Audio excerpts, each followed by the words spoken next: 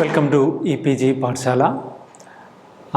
This module is on addressing conflicts and peace building processes, which is part of the paper on fields of practice in social work, within which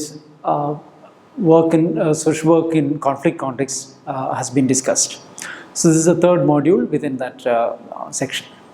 My name is Shah Jahan. I am professor with School of Social Work, Tata Institute of Social Sciences.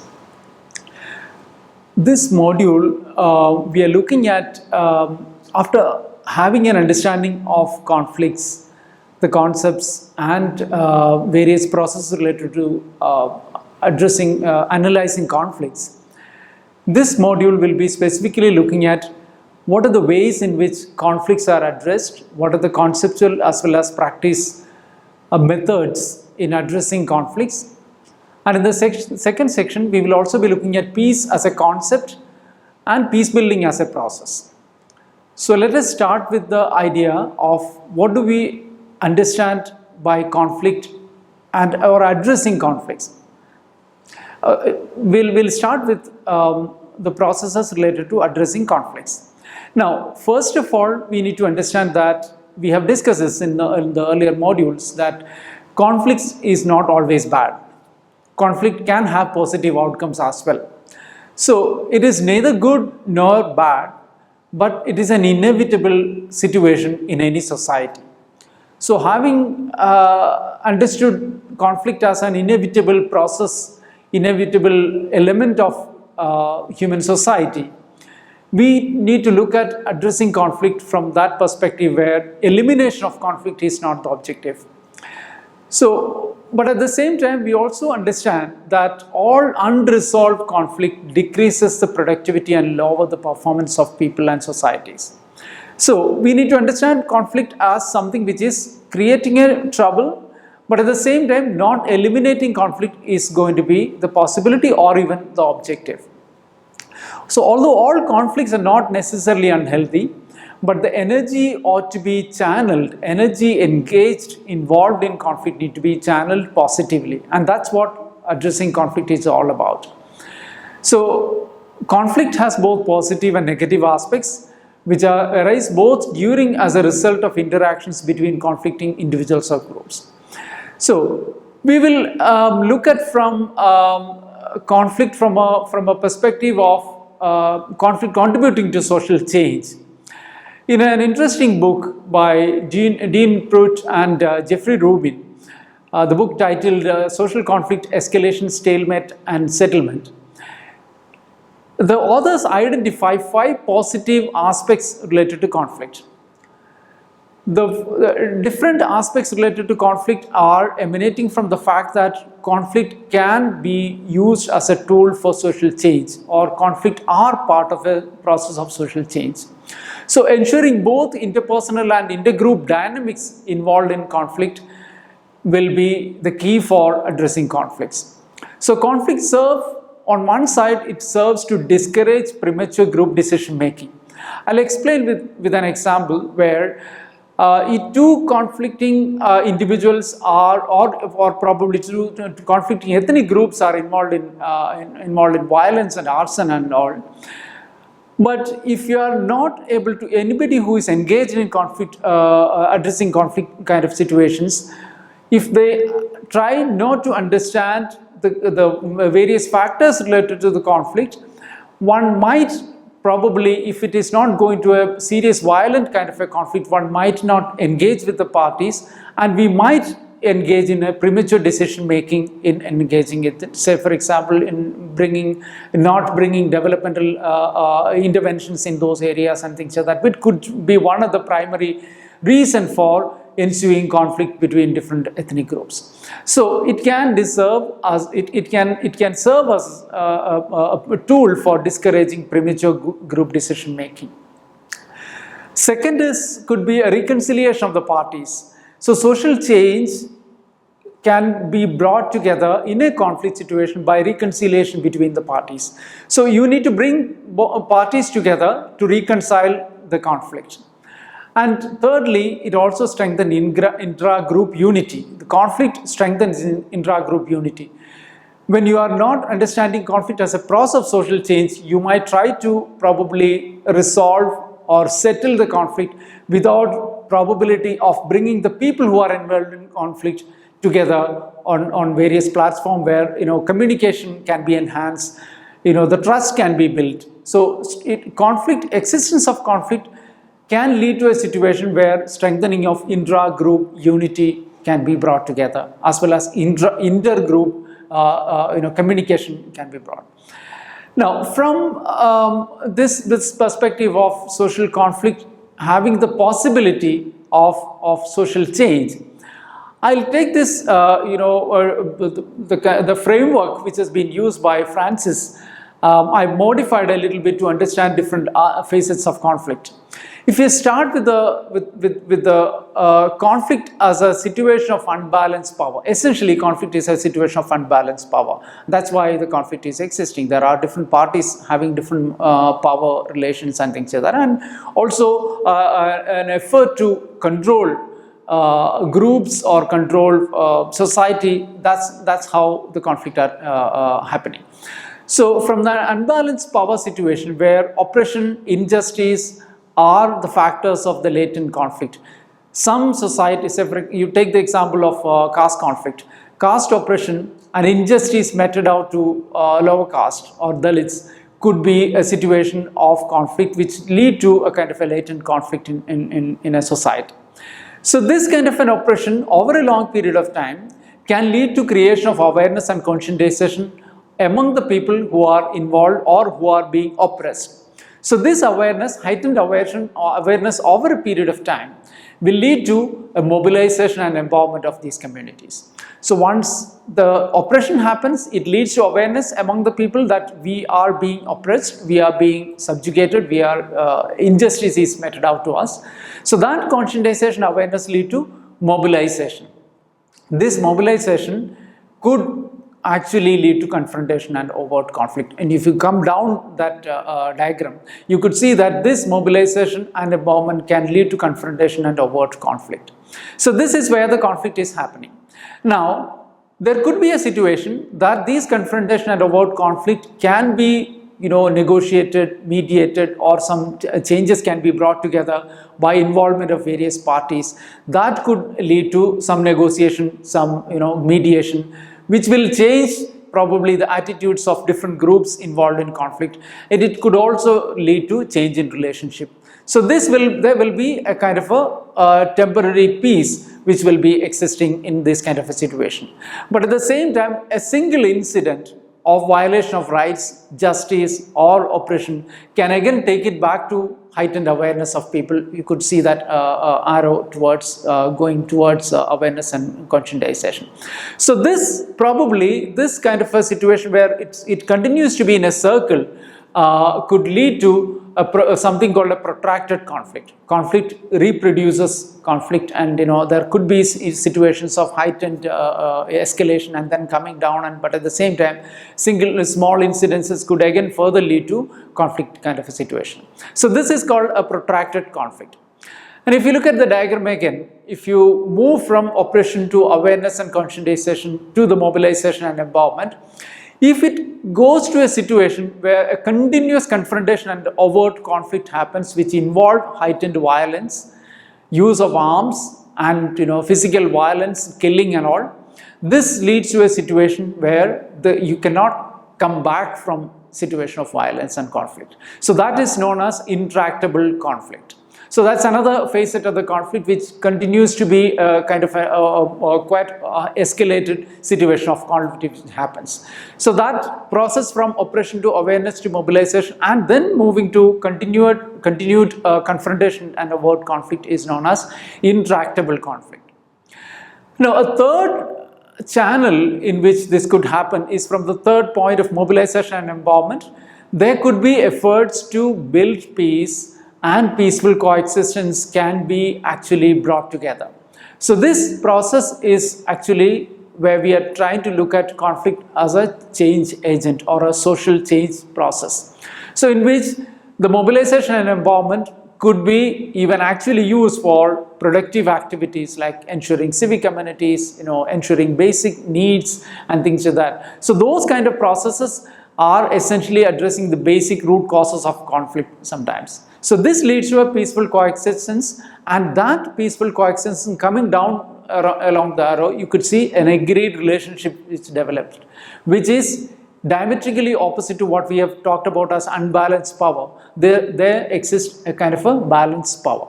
So this is the whole way in which one could understand the conflict dynamics and how one could engage with conflict or address conflict through making it possible for communities to exist in a peaceful coexistence kind of a scenario. Now, having understood this various phases of protracted conflict, intractable conflict and constructive conflict,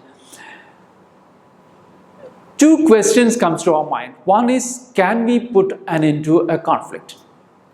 Is there a need for ending a conflict? These are the two critical concerns which we need to be addressing. Can we put an end to a conflict? Or is there a need to end the conflict?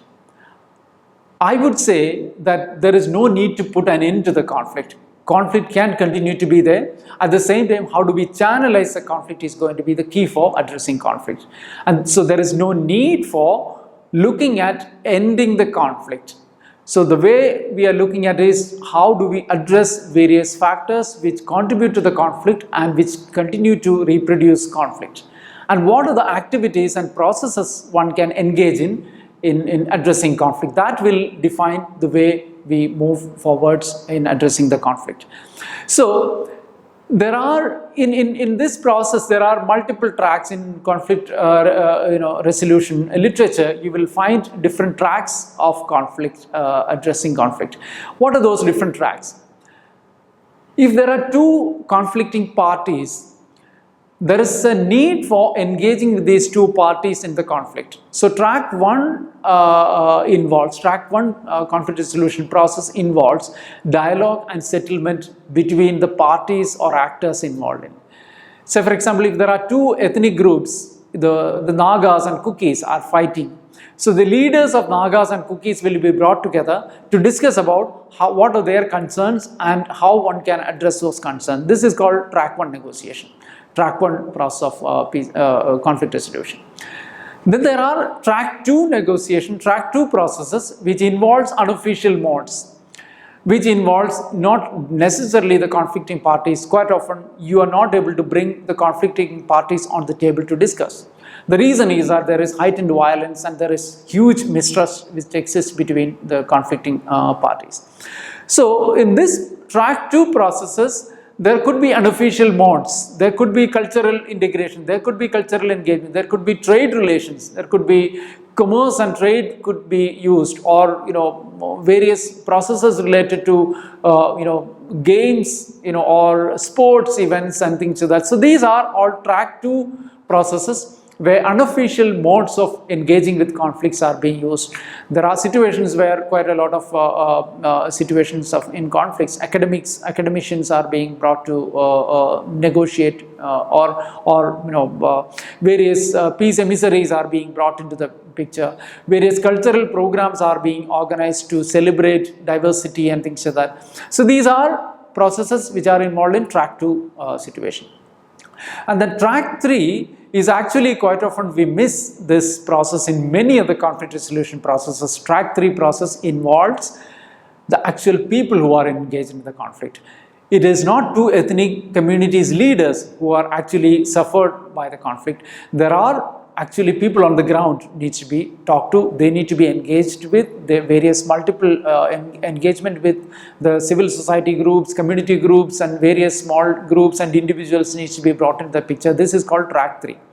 So in conflict engagement process, there could be, you cannot have a single track alone deciding the conflict engagement process. There could be track one, track two, track three. So there could be multiple engagement, multi-track process, multi-pronged approach is necessary for conflict, addressing conflicts. Now, if you look at different approaches in literature, there you could see various processes. One is a conflict management, Second is termed as conflict settlement, and the third is conflict resolution, and the finally, very interesting and important process is called conflict transformation. So these are the four different approaches which are used in widely in conflict literature. So conflict management, you consider conflict as a consequence of difference of values and interests. Now, when there exists an ineradicable consequence of differences, you need to control, and this leads to violence and other kind of forms of violent expressions of conflict. You need to control that. You need to regulate that. You need to mitigate the impact of conflict through different ways. So the idea is that conflict needs to be managed. There are negative manifestations of conflict. You need to manage that situation. You need to contain the violence and outward expression of conflict. This is called conflict management. So quite often in various approaches by the government in addressing conflict will be using military strategies, bringing troops to control violence which is happening on the streets, and separating conflict parties, or maybe taking leaders of the conflicting groups into custody and keeping them at home arrest, and all those kind of things are situations where conflict are being managed. Or there are different tools which are used, say for example, line of control. Why do we talk about line of control? Because there is a line which cannot be violated by both the parties. So you create a kind of a notional control line beyond which parties in conflicts cannot agree. Quite often this is happening in border disputes and things like that. Another example is ceasefire. No party should involve in firing or killing or engaging in violence. So ceasefire, if agreed upon by two parties, there is no resolution happen, but at the same time there is a way managing the conflict to from escalating it into violence is to have a ceasefire situation. But looking at this conflict management, which is considered as a short-term kind of a solution, there is no durable elimination of the causes of conflict. You are just trying to avoid a situation of overt conflict.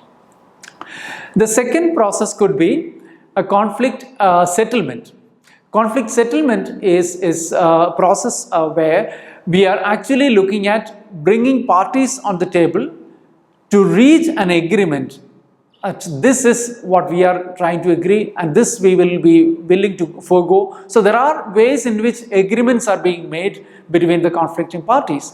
So it involves negotiation, bargaining. Some of the demands which one party has been putting up needs to be compromised, or some concessions needs to be given for different parties involving in conflict. So this process is actually arriving at an agreement that you are not going to involve in violence and arson and various kind of killing and all. You are agreeing on certain terms.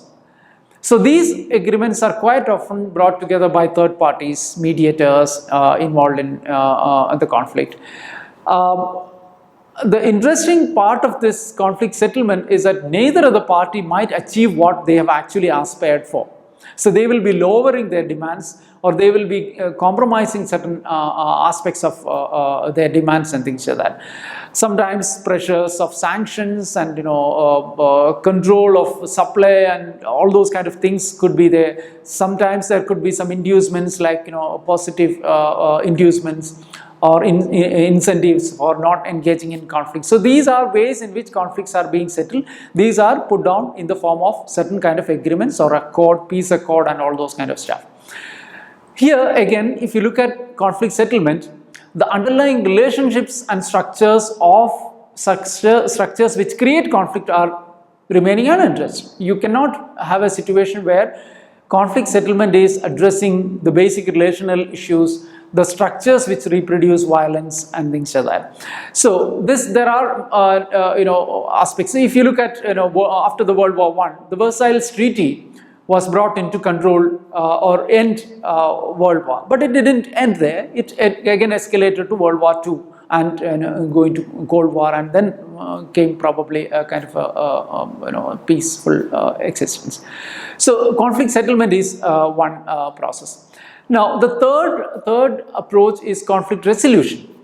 The conflict resolution is actually the conflict resolution is trying to question and reframe the positions. If you remember the structure which I was talking about in the previous module about the positions being the outward expression of the conflict, and then comes down, you will find interests and needs coming down. So the positions of the conflicting parties need to be reframed. We need to have a kind of a comprehensive approach to understand the deep-rooted sources of conflict. You come down from the positions and then interests and values, and then comes to the needs. You come down what kind of basic issues, root causes are creating problems, and then try to resolve by analyzing conflicts, what we have discussed in the previous module about analyzing the conflict and conflict dynamics and all. You find solutions which can appropriately use as methods for institutionalization of peace.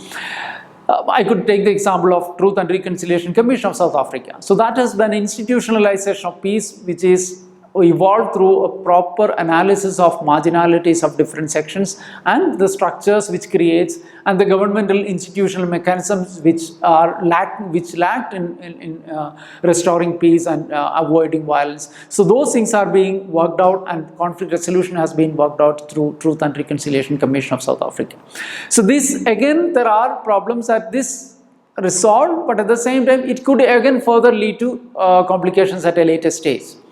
Resolution is not a permanent solution as well, because we are not essentially dealing with the relational aspects in conflict here at the same time. So going to the fourth approach of conflict, addressing conflict, is a conflict transformation. This is an inherently engaging, inherently deep-rooted or long drawn process where the energies spent in conflict are being channelized into positive outcomes. So it's not only the need for shifting positions is needed, but also transforming relationship between the conflicting parties are very, very important. It is a highly process oriented, long term, deeper structural approach which is not aiming at permanent closure of the conflict, but channelization of energies involved in conflict and using it for transforming the relationships. I could give the example of working in a communal conflict kind of a situation where youth groups engaged in a long drawn exercise where they have engaged with various community groups. Youth group belong to different religious communities coming together, using sports and other cultural activities as a means. So it is transforming. It's not only changing the situation of violence and conflict, but at the same time engaging with various parties involved in the conflict, whereas the relationship between the conflicting groups are reframed and reinvented so that further conflict, further violence can be avoided. So this approach of conflict transformation involves multi-tracks needs to be used, multi-pronged approach using culture, using various other kinds of developmental interventions, and all those things are required to be used in this process. So conflict transformation essentially changes the relationship, and that's what is not probably happening in all other processes of approaches of conflict. Now, having discussed various approaches in conflict from a social work perspective, we need to understand what do we mean by peace. The second section which I was explaining in this module is addressing and understanding peace. So peace is something, how do we understand peace? Peace is a process, as a concept, where if you look at the most popular meaning of peace is the absence of some kind of antagonistic conflict or war. But that doesn't say everything about conflict. It could be a sense of peace primarily in this situation of existence of antagonistic conflict or war. You could see the freedom, there is a need for a freedom from or a cessation of war, hostilities. There could be a hostility, there could be a war, there could be violence happening. We need to have a situation of avoiding and complete stoppage of these hostilities. Second is freedom from civil commotion or disorder. Any violence happening on the road, between parties, that has to be avoided. Disturbance and perturbation. Quite often what happens is in conflict situations, schools are not able to work because, there are overt violence happening, stone throwing, all those kind of situations happening. So there is disturbance in the normal lives. Supply is hit. So they need to have a freedom from this disturbance and perturbation.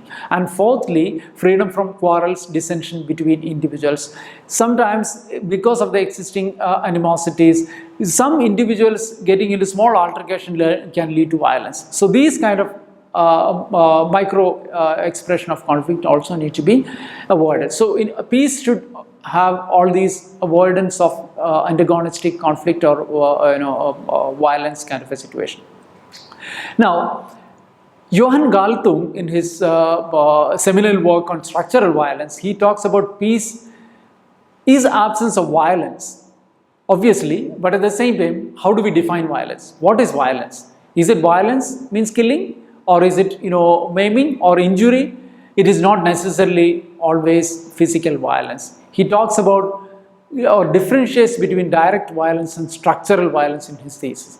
So there is, when somebody living in a community context is not able to actually achieve the potential which he or she may have, so that is violence. Say for example, if I am not able to, a child living in a slum is not able to get proper education because of structural issues of not having education facilities there, is violence. If children dying of malnutrition is because of inability to provide food and ensuring food safety and security, that is violence. So these are it doesn't involve direct physical violence, but there are structures of inequality, structures of oppression, structures of institutional structures which create unequal power relations. So these unequal power relations reduce the chances of people to achieve their potentials or realization of their potential. So absence of direct violence could be one part, but having social justice and equality is also necessary for ensuring that there is peace. So the absence of violence is termed as negative peace, whereas having social justice and equality is considered as positive peace. So now going further from Johann Galtung's idea of structural violence, I take the theoretical ideas of development as freedom by Amartya Sen. So Amartya Sen talks about freedom as something which is defining achievement of development and thereby justice, and thereby extending it to the peace. So freedom as process that allow free actions and decisions and opportunities available for people. With these opportunities, lack of this opportunity is what Johann Galtung was talking about as violence, structural violence. So removal of unfreedom is development for Zen. So this removal of unfreedom from not having developmental opportunities and all those kind of unfreedoms which Zen is talking about can lead to achieving people's potential. So that is peace. So I am trying to extend Amartya Sen's idea of freedom to how to achieve peace. So peace is a goal and process of expanding people's freedom or removal of structural violence. So we can see the comparability of these two approaches by Johann Galtung in structural violence as well as peace as freedom or development as freedom by Zen, talking about similarity of these ideas. So essentially people should be able to achieve their potentials, removing of unfreedoms, and thereby people living in peace. So structural roots of conflicts are something which creates continuation of situation of continuation of conflicts. Now, for Amartya Sen, what are the freedoms which he is talking about? There could be economic opportunities. If economic opportunities are missing for people to ensure their livelihoods, that is creating, that's an unfreedom. If political freedoms, people are not able to engage in free and fair, election and other kind of political processes or their expression of dissent, there is lack of freedom. Social opportunities, if you're not able to interact with people, if you are, if your dignity is not maintained, those social opportunities are also, absence of those social opportunities are also unfreedoms. If transparency, if the money spent on development, people do not have the knowledge of how this money is being spent, it is also an unfreedom. So we talk about all these rights-based legislations in this kind of a context where the effort is to remove unfreedoms. And protective security. People do not have security if their children are, their rights are violated, or women are subjected to rape. So these are security situations which are creating a lack of security situations which create unfreedoms for people. For coming down to Galtung again, these freedom from direct violence is one, but equity guarantee is something which he is talking about as essentially part of the structural engagement or structural analysis of violence. So it comes down to the aspects of social justice and equity. Now, this could be considered as something which is the peace and development are essentially linked. When we are analyzing these two theoretical positions, we are not disengaging peace or disengaging peace from development. Development opportunities, lack of development opportunities is also a situation of lack of peace. So these two things are brought together, where the positive peace, idea of positive peace, of as justice, equality, and all those aspects will create situation of conflict. Now, so what we are trying to look at is peace building as a process where we are looking at, engaging with communities where successful peace building activities will create an environment of self-sustaining, durable peace, all those kind of issues.